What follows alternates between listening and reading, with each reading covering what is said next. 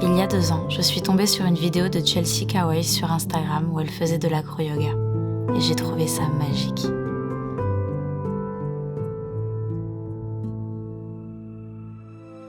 Après avoir essayé, cette nouvelle discipline est très vite devenue mon petit paradis.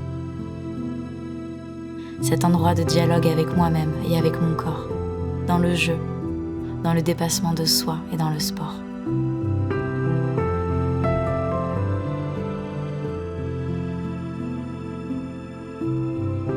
On se laisse aller à la confiance et on se laisse guider dans les mouvements, là où le corps nous emmène.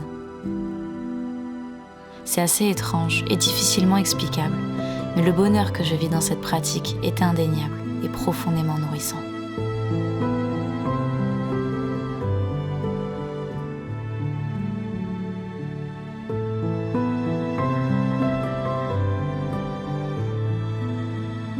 C'est ainsi que je me suis retrouvée quelques jours après Bois, dans un festival d'acro-yoga en juillet 2023, l'Acrolonie.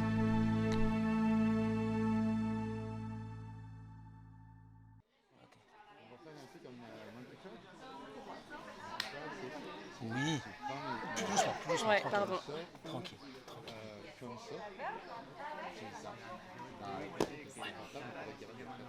Qu'est-ce que c'est l'acro-yoga?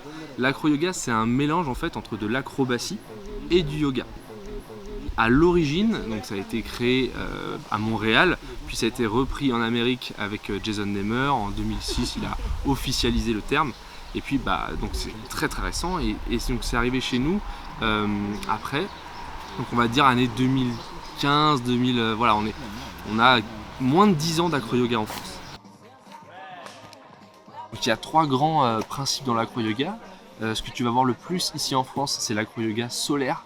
C'est tout ce qui est justement des figures, des explosions comme ça, du main à main, des whips. Donc tout ça, tu vas pouvoir le voir ici. Ça, c'est de l'acro-yoga solaire. On a tendance à dire, si c'est fun, c'est de l'acro-yoga solaire. Okay. Et il y a une autre pratique qu'on voit un petit peu moins, mais qui à la base était largement aussi présente, qu'on appelle l'acro-yoga lunaire.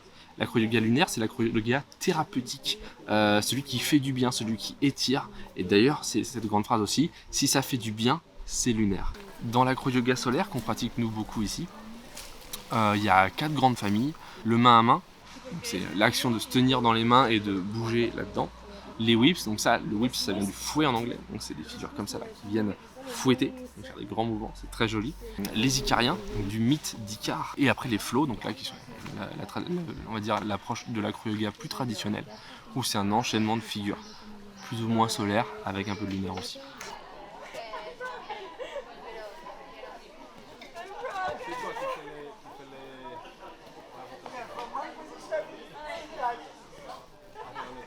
Respire Marie.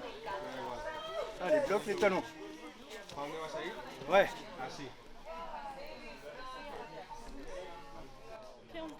Et dans les différents festivals que je fais, j'aime bien demander justement aux vieux circassiens qu'on arrive à rencontrer quelles sont les différences un petit peu justement entre l'acro-yoga et le cirque, parce que finalement il y a beaucoup de similitudes, surtout dans notre approche.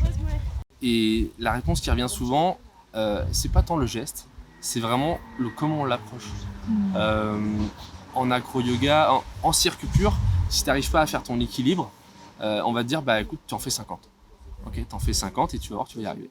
C'est une approche. En acro-yoga, on aurait plutôt tendance à dire attends, si tu n'arrives pas à le faire comme ça, on va voir comment on peut le faire autrement. Et c'est vachement intéressant.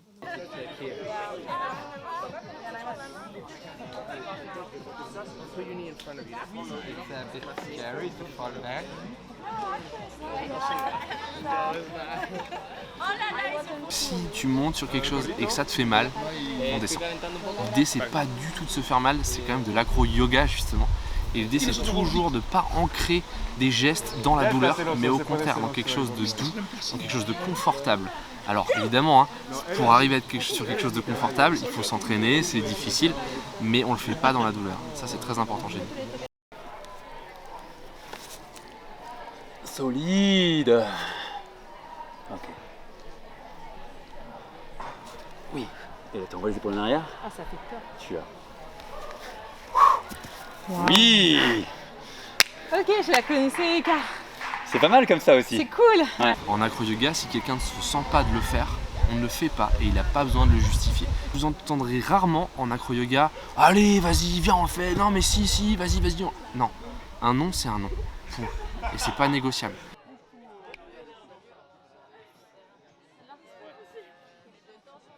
Moi, ce qui m'a amené à l'acro-yoga au début, je dirais que c'était simplement une curiosité. À la base, j'étais en train de faire du surf en Équateur. Et il y a une prof de yoga qui me dit bah viens Simon, on va faire de l'acro-yoga. Donc je lui dis bah bien sûr que non, je vais aller surfer, j'ai pas le temps. Et en fait, il n'y avait pas de vagues ce jour-là. Et du coup, j'y étais quand même par curiosité. Et en fait, donc on a commencé à faire un petit peu d'acro-yoga. Je trouvais ça intéressant. Je faisais pas du tout de yoga, pas du tout ce genre de sport de quelque manière. Et au-delà de la figure qu'on fait, du geste, du flow qu'on fait et de la beauté que ça a, la connexion que j'ai ressentie ce jour-là, qui est une connexion très particulière en acro-yoga, un toucher qui est vraiment spécifique à l'acro-yoga. Et moi, ce toucher-là, très vite, j'en suis tombé dingue, accro, hein, vraiment, c'est le cas de le dire. Et je pense qu'on est tous reliés par ça. C'est-à-dire qu'au-delà de la figure, ce qu'on vient faire là-dedans, ce qu'on vient mixer comme énergie, c'est unique. C'est exactement cela. La connexion avec notre partenaire est indescriptible. Nous partageons ensemble ce profond désir de réaliser de nouvelles figures ou de perfectionner celles que l'on connaît déjà. La confiance que l'on accorde à l'autre est totale et le jeu alors ne s'arrête plus. Sans jamais se lasser de la répétition, qui est justement ce dialogue si singulier entre nous, l'autre et le monde. L'acro-yoga nous emmène alors là où jamais nous aurions pensé un jour aller.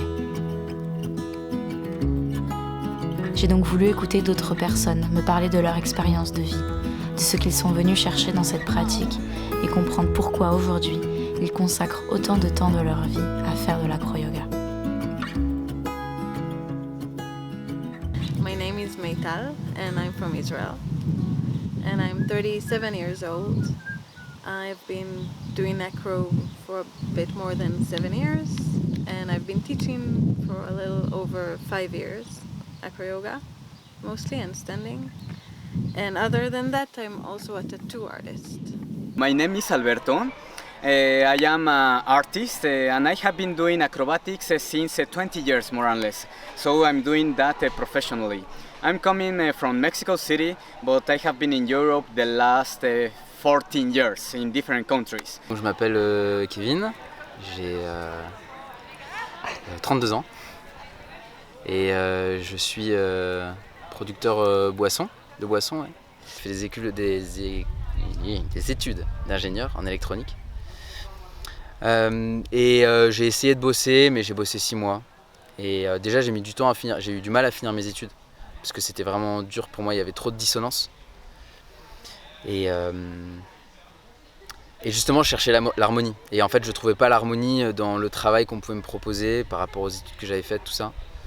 Et ce que j'avais envie de faire de mon passage sur Terre, quoi. J'avais pas envie de reproduire un système qui détruit et qui crée des injustices et des rapports de domination de partout avec toutes choses. Donc j'avais envie de créer quelque chose d'autre et donc je suis allé rapidement bosser un peu dans le monde des paysans. J'ai travaillé dans des magasins de producteurs, dans des groupements agricoles, tout ça.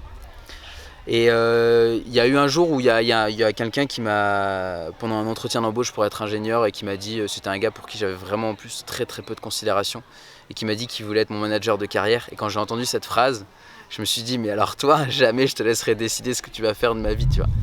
I started with acro when I was 30, but a bit before that, when I was 28, I didn't do anything with my body at all my whole life. I was very not athletic, and I started I had like a period of a little bit of depression where I started hating my body, and also in the late 20s I started not being so thin no matter what I eat, and I started trying to do things with my body out of this kind of feeling, out of anger, out of self-hate, and nothing I did was fun or satisfying. I just did it for doing sports, and I was not enjoying it all.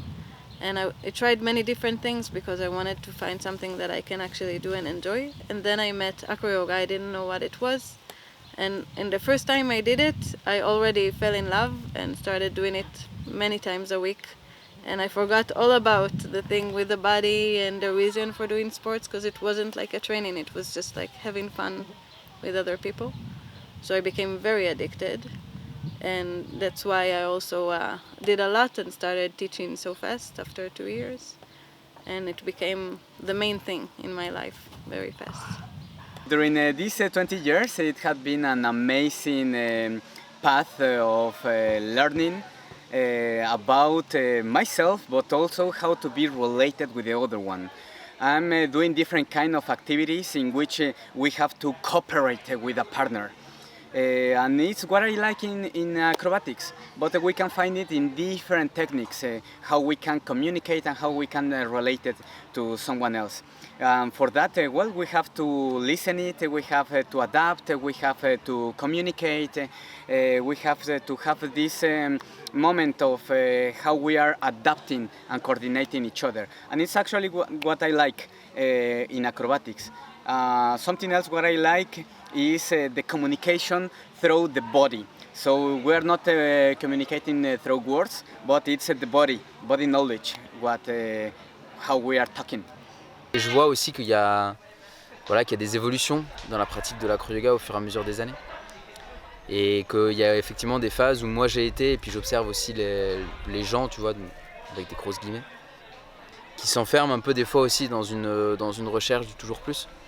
Et je trouve ça bien que ça arrive aussi ici, parce que c'est un lieu où on peut beaucoup plus facilement le questionner et le travailler, où les gens sont beaucoup plus réceptifs à s'interroger sur eux-mêmes, à se dire ok, en fait, est-ce que je fais cet icarien que tout le monde fait parce que je veux faire comme tous les autres, je veux être aussi bon, je veux être, tu vois.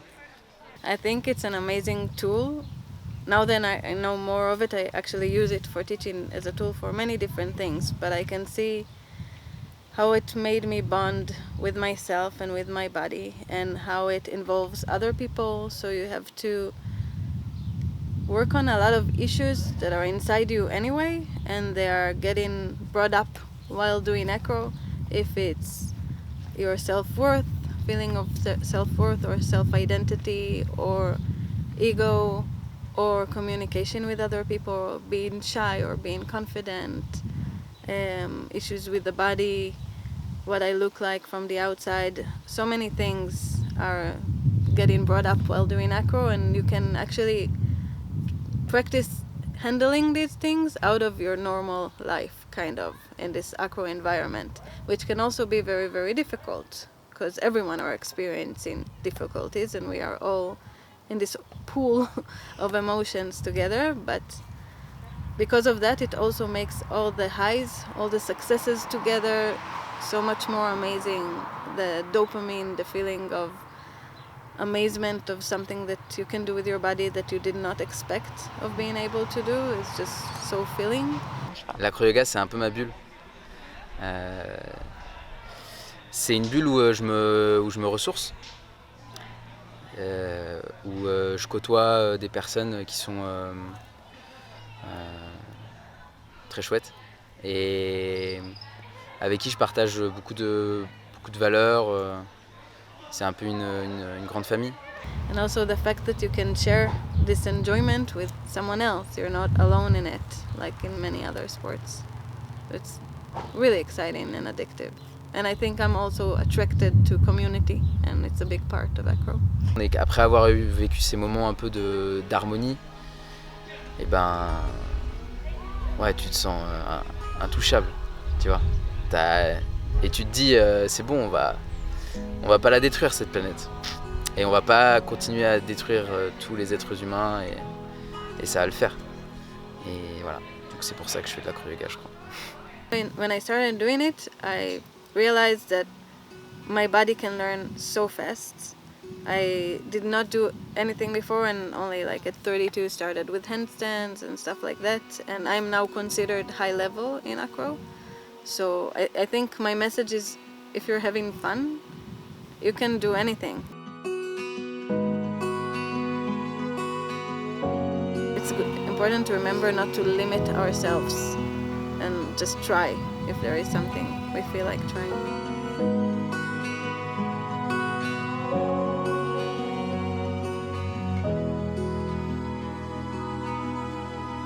Parfois, nous ne savons pas pourquoi ni comment nous sommes poussés dans une direction.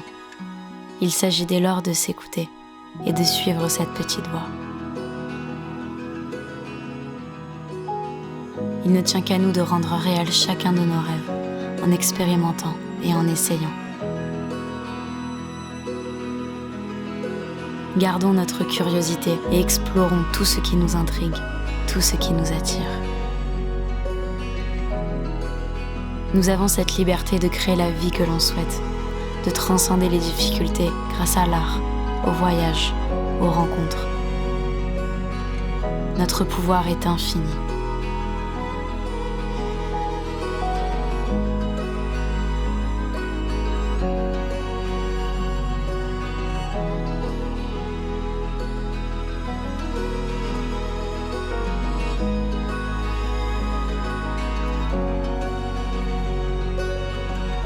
Il ne tient qu'à nous de poser notre regard sur la beauté qui nous entoure, de prendre soin des êtres vivants qui peuplent notre terre et de vivre cette vie si précieuse dans le respect, dans la joie et dans l'amour.